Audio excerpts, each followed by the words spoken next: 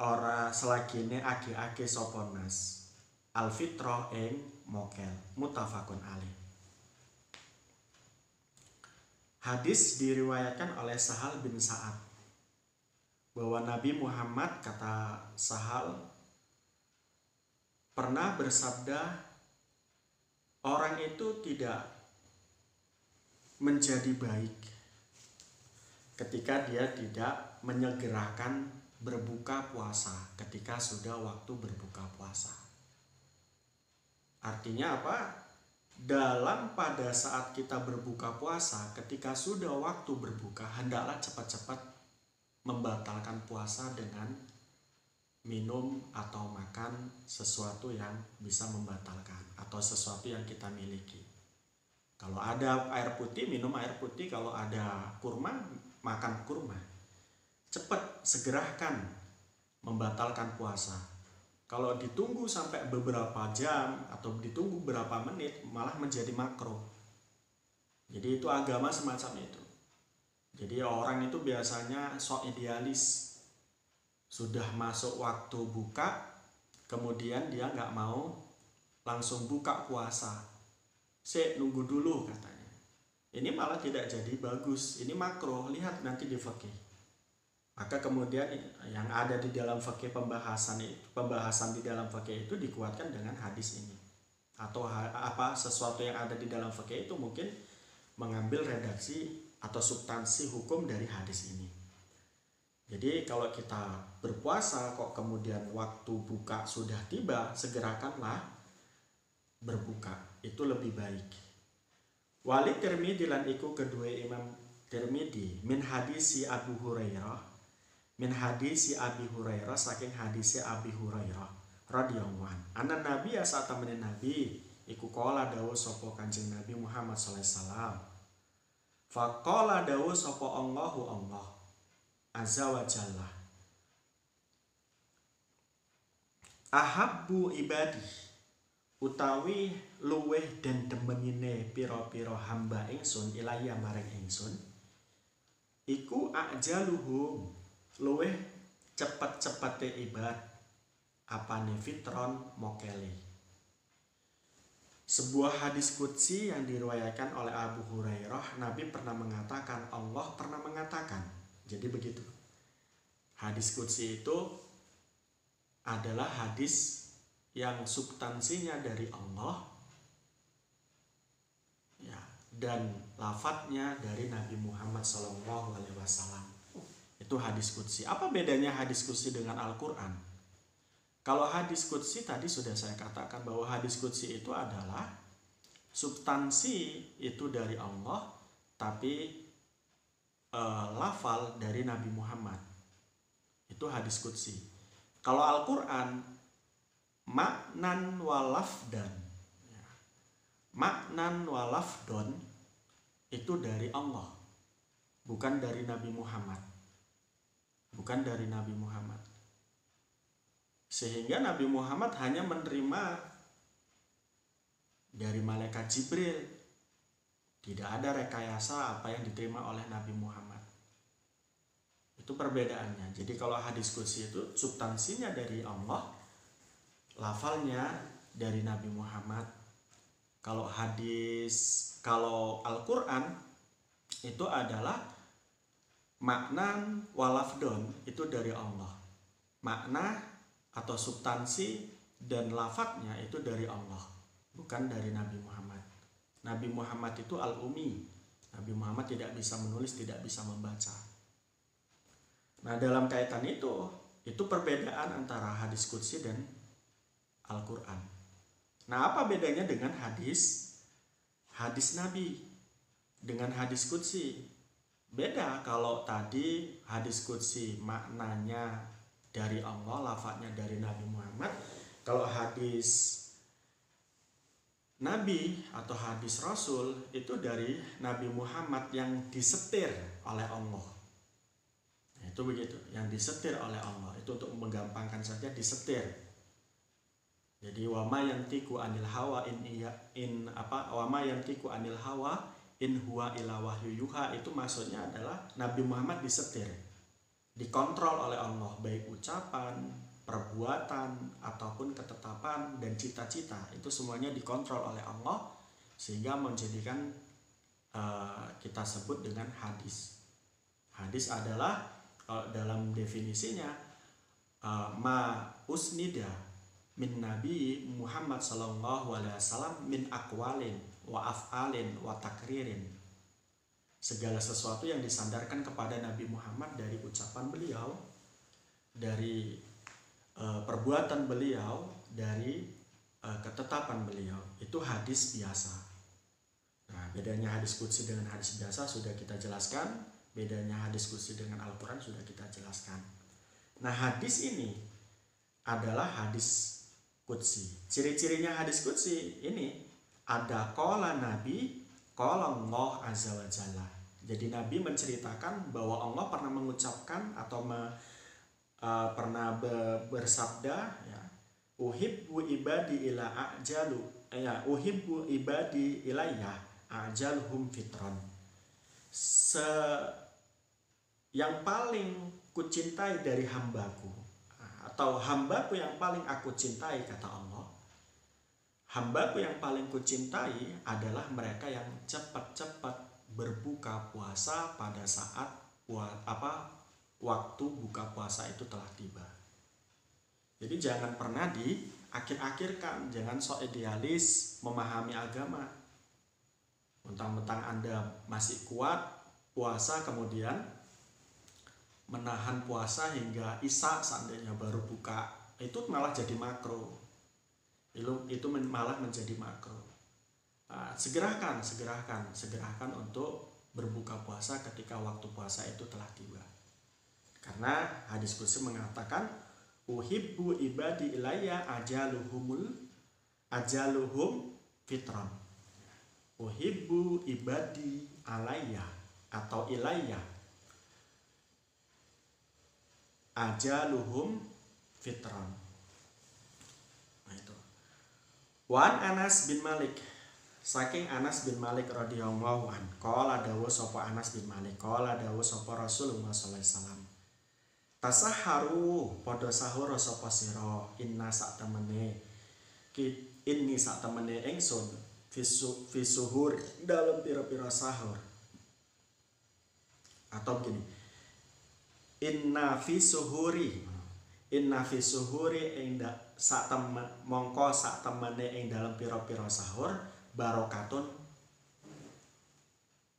Atau begini, fa inna fi suhuri mongko sak temene iku ing dalam pira-pira sahur barokatan iku ono barokah.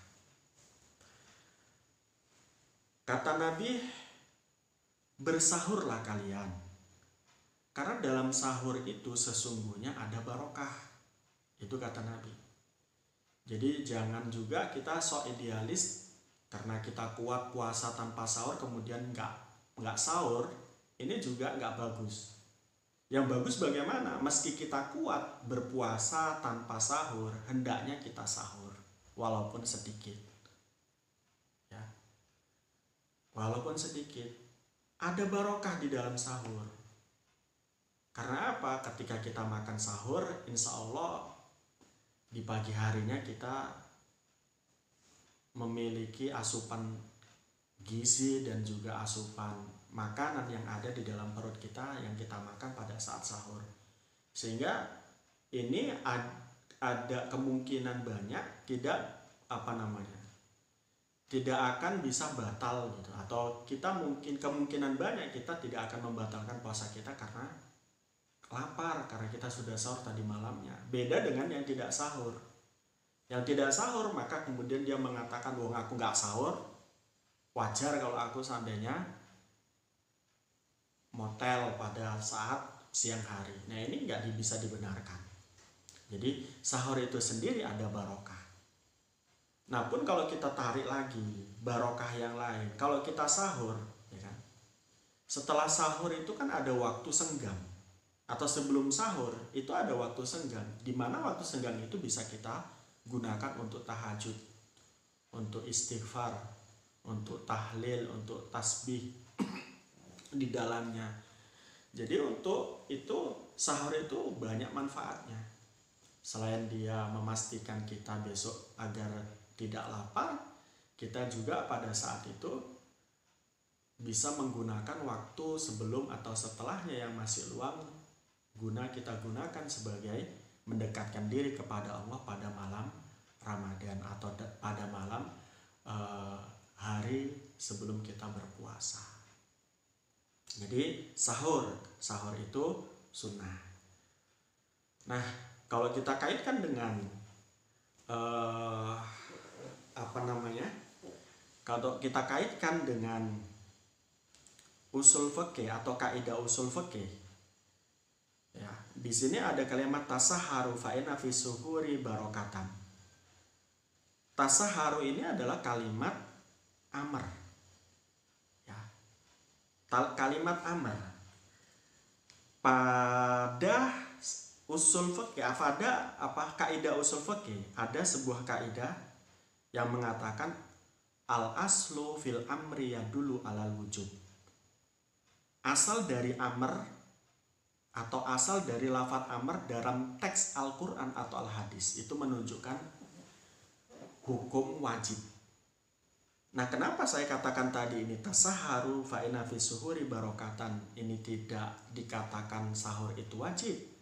Karena saya sudah membaca fikih. Ya, sebagai orang awam tentunya saya telah membaca fikih dan mengatakan bahwa sahur itu adalah sunnah. Nah, bagaimana ulama kita mengatakan bahwa sahur itu sunnah, tidak wajib? Ya, karena pada melihat hadis atau melihat keadaan yang lain yang menurut mereka menyebabkan pandangan mereka mengatakan bahwa sahur ini adalah sunnah, itu pasti ada dalilnya. Nah, sahur ini kalau kita lihat dari yang lain, kalau kita lihat atau flashback kepada umat-umat terdahulu, sahur adalah sesuatu yang wajib bagi mereka ketika mereka akan melakukan puasa. Berbeda dengan kita, sahur pada saat puasanya kita adalah sunnah. Itu perbedaannya. Jadi meski di sini ada kalimat tasaharu yang notabene berbentuk amar, maka dalam kaitan ini bukan berarti sahur itu menunjukkan sesuatu yang wajib.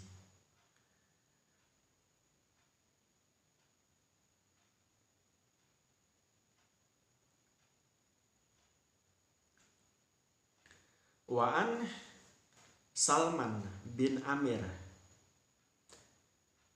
saking Salman bin Amir al-Ad-Dobi radhiyallahu an, anan Nabi sallallahu alaihi wasallam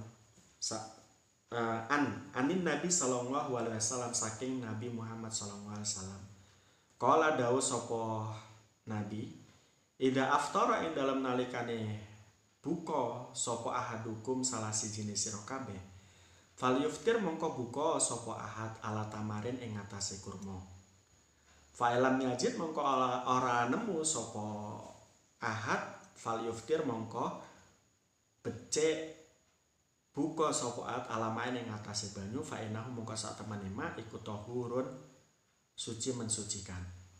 Rawan riwayatake sapa al-khamsatu Imam Khamsah wa sahah lan ngarani sahih sapa Ibnu Huzaimah wa Ibnu Hibban lan Ibnu Hibban wal Hakim lan Imam Hakim. Hadis ke-11 ini diriwayatkan oleh Salman bin Amir. Beliau pernah mendengar Nabi Muhammad mengatakan, ketika seorang berbuka puasa, hendaknya orang tersebut berbuka dengan memakan kurma. Yang kemudian ulama fikih mengatakan bahwa memakan kurma pada saat berbuka puasa atau menjadi awal daripada apa yang kita makan saat kita berbuka puasa, kurma tersebut ini adalah sunnah hukumnya. Jadi memakan kurma pada saat kita berbuka puasa, untuk mengawali berbuka puasa, hukum memakan kurma itu sunnah. Ini ada hadisnya. Nah, kemudian kalau kita tidak punya kurma, karena di Indonesia itu bukan tempatnya kurma. kurma harus beli, tidak semacam rambutan, tidak semacam buah durian dan lain sebagainya. Kalau andai kata dulu Nabi juga pernah di zaman Nabi ada rambutan, mungkin rambutan gitu. Tapi enggak, kurma itu punya keunikan sendiri kan gitu. Selain dia manis, ya, ia juga ada khasiat-khasiat yang notabene banyak kita tidak tahu. Maka disunatkan untuk memakan kurma pada saat kita berbuka puasa. Lah kalau kita tidak dapat kurma, tidak menemukan kurma atau belum beli kurma, maka bagaimana? Yang paling utama adalah minum air putih. Nah, minum air putih. Air putih itu menurut Nabi adalah suci mensucikan. Jadi kalau tidak ada kurma, ya minum air putih. Karena air putih itu suci mensucikan. Tidak ada bahan-bahan, mungkin begitu, tidak ada bahan-bahan kimia atau zat-zat pewarna dan lain sebagainya. Maka disunatkan untuk meminum air putih. Itu ketika kita pada saat kita berbuka puasa. Wan Abi Hurairah lan saking Abi Hurairah qala dawuh sapa Abu Hurairah naha nyegah sapa Rasulullah sallallahu alaihi wasallam anil wisali saking poso wisol. Faqala nuli dawuh sapa rajulun, faqala nuli takon sapa rajulun wong lanang min al muslimina saking wong muslim. Fa innaka mongko sak temene sira iku tuwasilu wisol sapa. Fa innaka mongko sak temene jenengan iku tuwasilu nyambung sapa jenengan ya Rasulullah ya Rasulullah. Faqala nuli jawab sapa Rasulullah ayyukum utawi dini sira iku mitli padane ingsun ini sak temene ingsun iku abitu sawengi-wengi sapa ingsun yut imuni hale ngai panganan ni ingsun sapa Robi pangeran ingsun wayaskini lan ngai ngombean sapa Robi ni ingsun. Falama abau nuli tekalane emoh sapa sahabat ayan tahu ing yen to mareni sapa sahabat anil wisol saking wisol wasala mongko wisol sapa Kanjeng Nabi bihim kelawan sahabat yauman ing dalam siji dina sumarawa nuli sumarau nuli ningali sapa sahabat al hilal ing hilal. Faqala nuli dawuh sapa Kanjeng Nabi lau ta'akhara lamun mundur apa al hilalu hilal lazid tuku mongko bakal yakti nambahi sapa sira ing wisol. Fal munakili kaya wong kang ngapokake lahu maring sahabat hina abau ing dalam tekalane moh sapa sahabat ayat tahau yen to mareni sapa sahabat ing wisol mutafakun alaih hadis yang disepakati. Jadi hadis ini menjelaskan tentang larangan puasa wisol. Puasa wisol itu adalah puasa yang tidak punya waktu untuk berbuka. Jadi seandainya tadi Anda berpuasa kemudian pas maghrib tadi atau pas waktu maghrib Anda tidak berbuka sampai besoknya lagi. Jadi tidak ada buka antara hari pertama, hari kedua atau bahkan hari selanjutnya. Tidak ada berbuka. Itu disebut dengan puasa wisol. Nabi melakukannya, tapi Nabi melarangnya. Artinya apa? Tidak semua yang dilakukan oleh Nabi kita ikuti. Karena ada dalam usul fikih itu khosaisun Nabi, sesuatu yang menjadi kekhususan Nabi yang dilakukan oleh Nabi tidak boleh dilakukan oleh umatnya. Termasuk khosaisun Nabi adalah menikah dengan 9 orang istri dalam saat satu waktu. Itu tidak diperkenankan bagi umat Nabi Muhammad, tapi Nabi Muhammad melakukannya.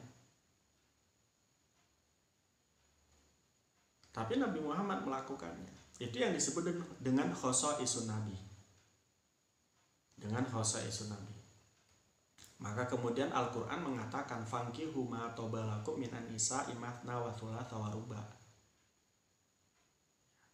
Nikahlah kamu kan gitu, dengan perempuan-perempuan yang baik, yang menurut kamu cantik. Nikahlah kamu dengan lelaki-lelaki yang menurut kamu bagus, baik, ganteng, dan lain sebagainya. Nah, tapi kalau yang perempuan nggak boleh matna wa thulatha wa ruba. Ini untuk laki-laki saja. Itu dalam syariat kita begitu. Jadi nikahlah kamu laki-laki pada perempuan-perempuan yang baik. Bisa 2, bisa 3, bisa 4. Batasannya 4. Meski ada ulama yang nakal menafsirkan matna wa thulatha wa ruba itu wawunya itu dikali. Ya dijadikan kali, bukan wawu atof. Bukan wawu atof, tapi wawu penjumlahan atau kali. Jadi matna wa thulatha wa ruba itu 2 kali 3, ya, 2 kali 3 sama dengan 6, 6 kali 4 sama dengan berapa? 6 kali 4. Nah itu begitu, ada yang mengatakan begitu. Itu tapi salah tafsiran itu, karena wawunya adalah wawu atof atau wawu yang bermakna atau bermakna atau. Jadi makna itu 2 atau thulatha, ya, atau makna wa thulatha wa ruba, atau 4 gitu. Jadi atau, bukan penjumlahan. Nah, ada juga yang mengatakan tambah. Jadi 2 tambah 3, 2 tambah 3 5, ya, tambah 4 9. Ini sesuai dengan apa yang dilakukan oleh Nabi. Nah itu salah. Itu salah. Nikah dengan perempuan 9 orang itu hanya untuk Nabi, bukan untuk umat Nabi Muhammad. Termasuk juga puasa wisol ini. Puasa wisol Nabi Muhammad melakukannya, tapi para sahabat dan kita umatnya tidak boleh melakukannya. Kenapa tidak diperkenankan melakukannya? Kira-kira apa? Kalau hemat saya, karena ada madorotnya. Puasa wisol itu ada madorotnya bagi kita. Oke, kita kuat puasa wisol, puasa 2 hari tanpa ada buka, kuat, hidup. Tapi pada saat semacam itu kita kan dituntut juga untuk menafkahi anak kita, istri kita. Kita wajib juga untuk belajar. Ketika kita wisol kemudian gak mau sekolah, gak mau nafkahi istri kita dengan kerja kita, sehingga kita tidak dapat uang, ini namanya juga berdosa.